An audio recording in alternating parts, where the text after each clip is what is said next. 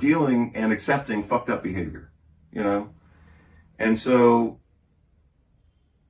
when I'm exposed to fucked up behavior, I have traditionally had, or at times I can have, a high tolerance for that because I grew up with it. And I had to tolerate it for 50 years that I was, spending time with my mother and father.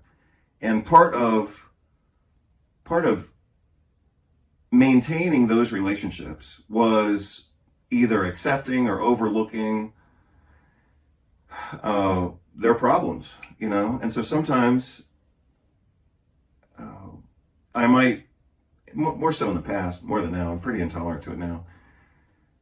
But in the past, one of the vulnerabilities I've had is seeing signals that should be perhaps, and of course everything's always more obvious in hindsight, but seeing signals that could or should be, at least a yellow flag, if not a red flag. And what I should do when I see that, and what I do now much more clearly, what I should do and what I try to do is, and what I encourage you to do is if you see a yellow flag, you got to treat it like a yellow flag. Don't just say, hey, everything's great. I'm going to, turn over my bank account numbers to whoever this person is. I mean, if you see a yellow flag, you got to respect that. And if you see a red flag, you got to get the hell out.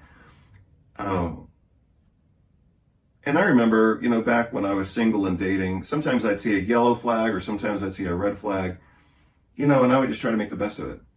But that's not what yellow flags and red flags are for. Those are warnings, and we all need to respect that and not override it with, this learned helplessness programming that some of us learned from having to deal with and accept, dysfunctional family members that we couldn't escape from and